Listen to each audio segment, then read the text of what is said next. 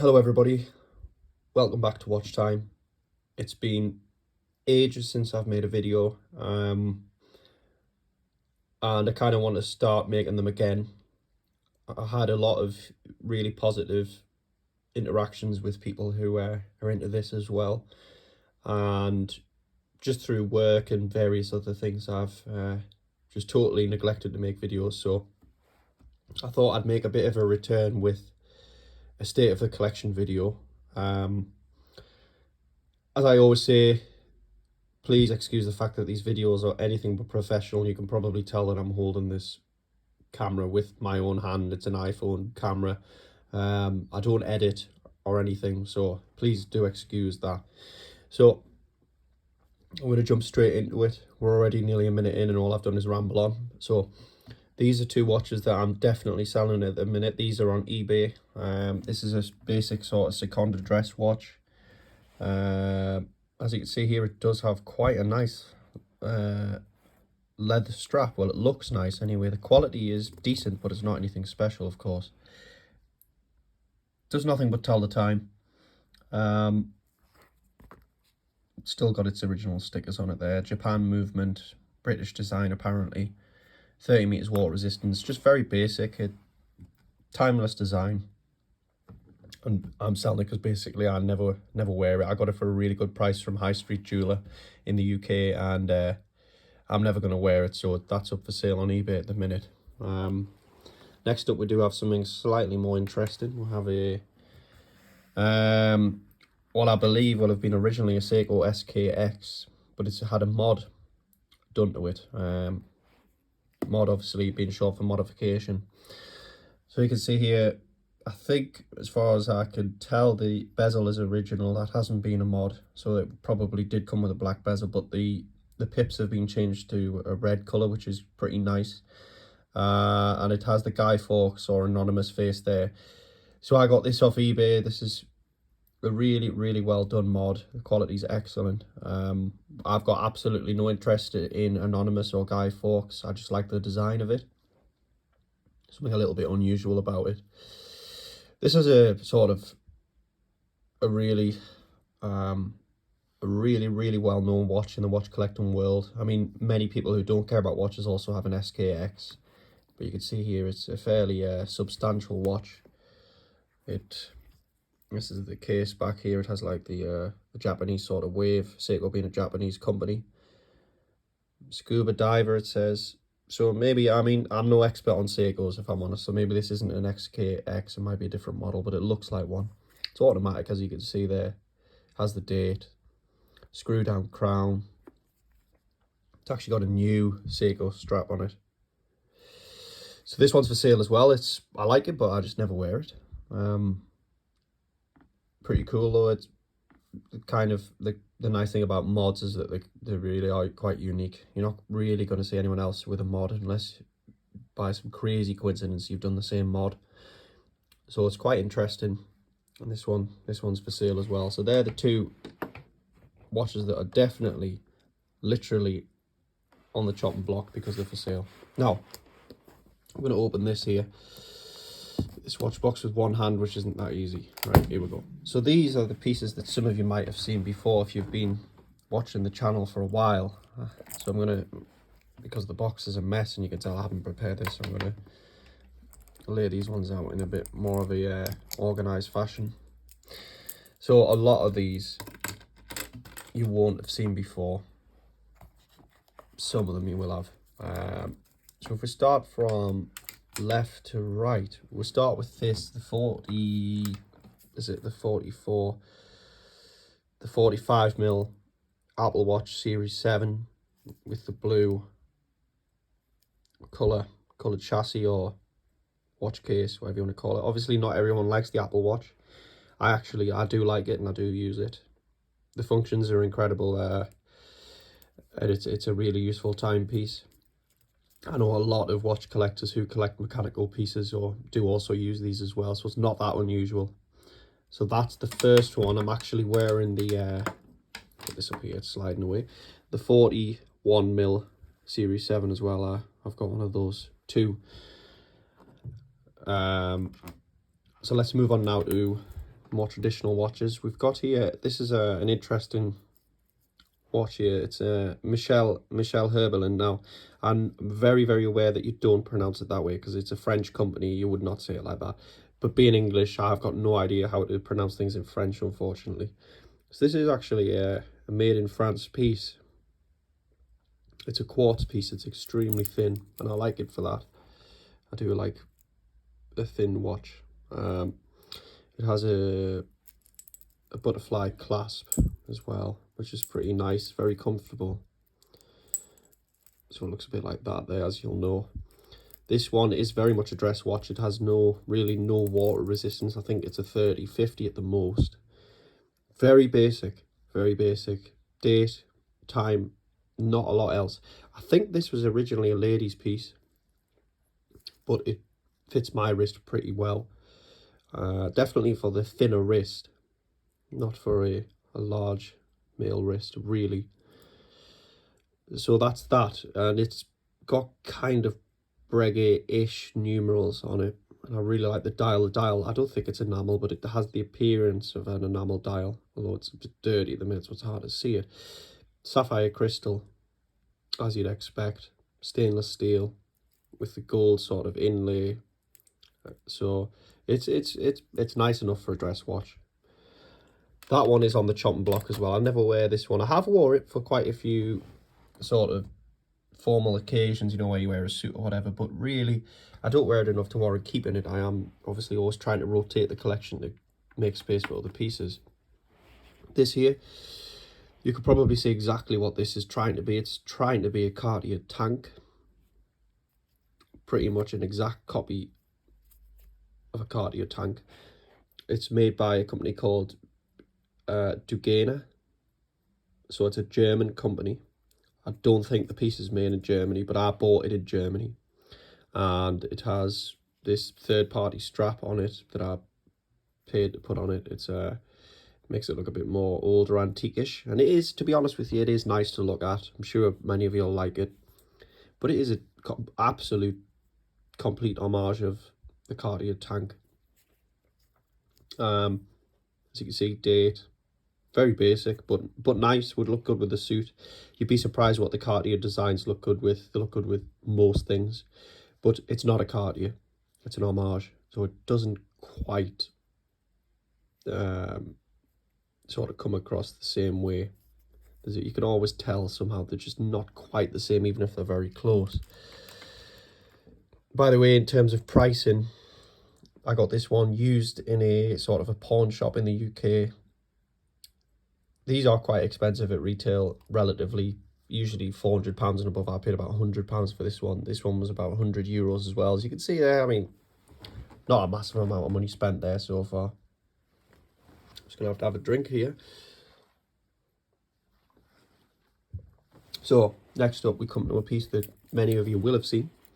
This is a solid gold 9 carat, sorry, if I can speak, 9 carat solid gold pocket watch.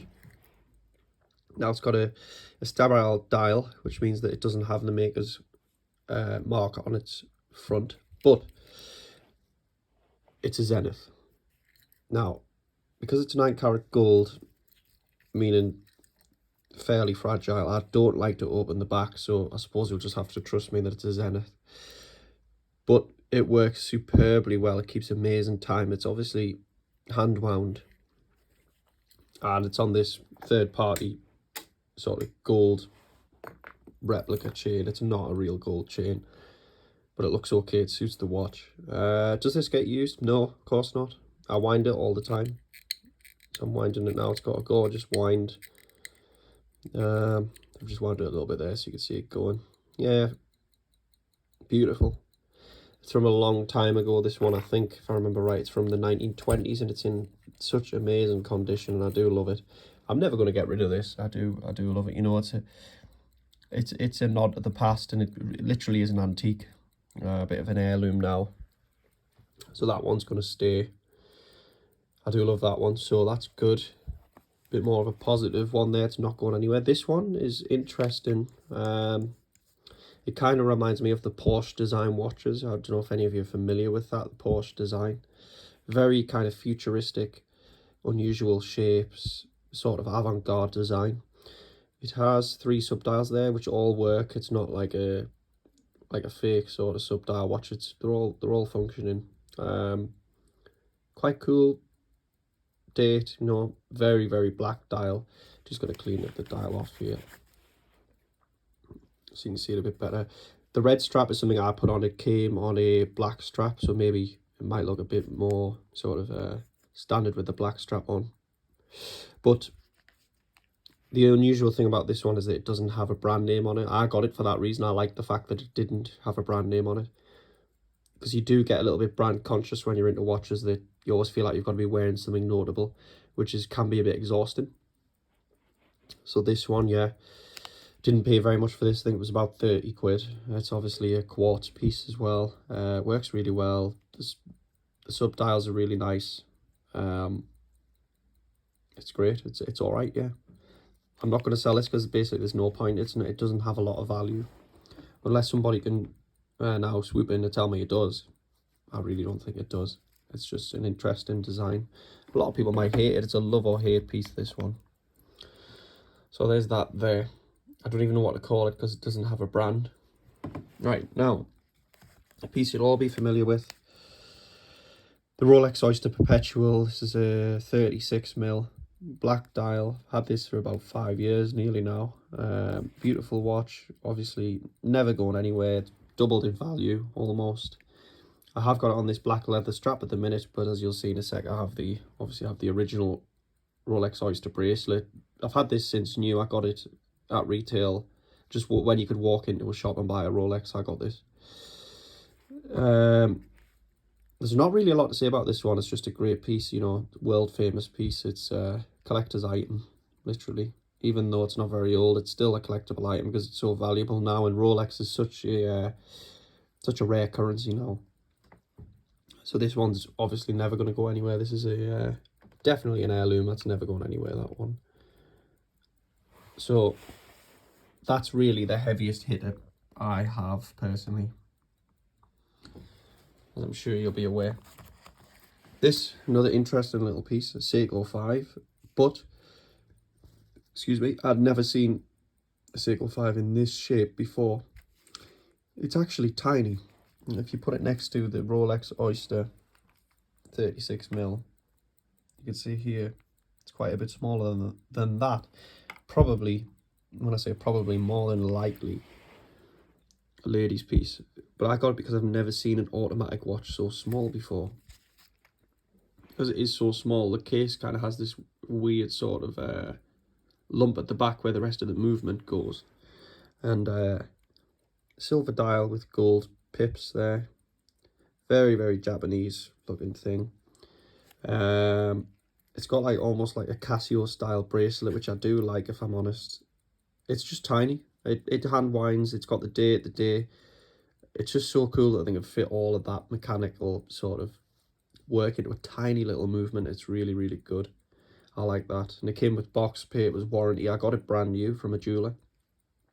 Like one of those strange little jewelers in like a shopping centre where they sell hundreds and hundreds of watches, and they must have stock from a long time ago, but it's kind of new old stock, I'd say, really. Came with a full warranty and all that sort of thing. So I don't think I'll sell this one. It's a potential one for the future for the chop and block, because they're not that easy to find. So if there's a Seiko collector who's into particular pieces and they need that piece for a collection, then I would sell it, but for the right price, because it's not a common Seiko. It's not like a standard Seiko 5. It's unusual. So that's that there. I'm sure some of you will like that one. It's quite unusual. Now, we've got a couple of pieces left. We have this piece, which is really valueless. It's a constant quartz. It's from a shop in the UK called Argos, which is just like a catalogue shop. I think this piece was £7.99. It's got a mineral crystal. It's not stainless steel case. Very, very basic, time only. Quartz, of course. I put this aftermarket strap on it. It came with a horrendously bad fake leather strap, and it looks okay on this one. Typically for me, this watch is the cheapest one I've got and the one I've had the most compliments on. People saying, oh, I really like that watch, which is, So annoying, isn't it?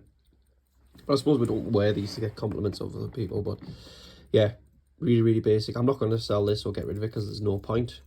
It's valueless. Might as well just hold on to it and give it to somebody if I ever go that way. But it looks okay, doesn't it? It looks all right. You know what I mean? Some pieces by Raymond Veal and Frederic Constant and all those sort of people where it's very, very similar. Its appearance anyway, and definitely not its quality. It's okay for $7.99, but I wouldn't pay much more than that for it. Now this here, much newer piece. I've had this one for only a little while. This is the Tag Heuer Aqua Racer, as you can see there, automatic. Really, really pleased with this one. I do love it. It's I love the dial there. I can't remember the exact term for the manufacturing process of these dials, but they look amazing. They're kind of almost Patek Philippe Nautilus like, or Audemars Piguet sort of dial. You see there, it's like a matte steel. It's really nice. It's obviously, this came on a stainless steel bracelet too, but I've put it on this leather strap. I don't know why I've done that recently. I've done that with almost everything. I do like leather straps, but not at the point where I would have replaced all of them usually. But anyway, yeah, automatic, date, Swiss made, as you'll know. It's Tag Heuer. Glows amazingly. The lume is incredible on this. I'm actually going to take it off to show you the case back, if you bear with me just a second.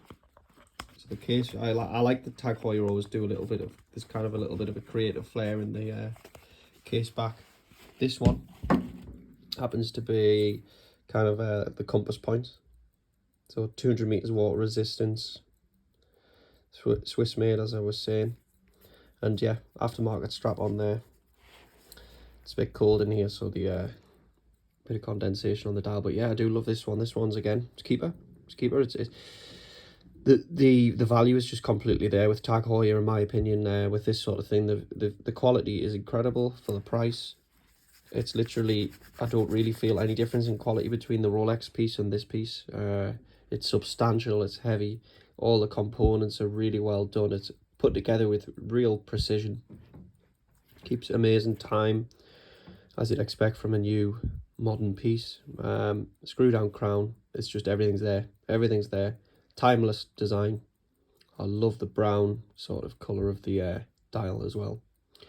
So that's getting kept as well. That's not going anywhere, that one. Yeah. So really, on paper, the only pieces I have of genuine value with this one, the Rolex, the Tag Heuer is a reasonable value, and the Zenith has value in terms of what somebody would be willing to pay for it, not what it's worth. On paper, it's worth gold value, but as pocket watches are now kind of redundant, it might be really not worth quite as much. So in terms of what is probably going to be sold, well, these two are already on eBay. This one will be joining it. Potentially this Apple Watch, and I'll tell you why in just a sec, and this Apple Watch.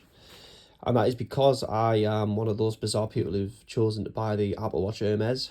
So the special strap and special watch faces and stuff, because I use the Apple Watch a lot for work. So I kind of, you know, if you're into watches, you always get drawn into what are the special parts of even the Apple Watch. And I've decided that that's going to be the Hermes one. Now, I have got it for a good price. I must say, I haven't bought it at retail. I've bought a unopened one off eBay. So it's not so bad. By the way, this is the Rolex bracelet there. You can see it's had a few knocks in it, but it's all right. So that's the state of the collection right now. I would like to get to a position where all I have really is the Aqua Racer, the Rolex, the Zenith, and the Apple Watch Hermes. That's where I'm headed at the minute as a collector. Since I saw you all last, I've had so many different watches. I tried a Nublo watch. I had a Nublo watch and I sent that back. I've had a Cartier watch which I sent back as well. It's just, I'm really fussy. It's got to be right, and you just know when it is. And those pieces for me are this one, and this one at the minute. All the rest, I do like them. They're nice. But if I had to sell them, it wouldn't be heartbreaking. So that's about where I am. Hopefully some of you have found this interesting. I know it's been a really long time, and I used to have some people who used to be quite, quite frequently commenting and, you know, leaving notifications and being engaged with this channel, so I do apologise if you did used to like it, but I'm planning to get it up and running again.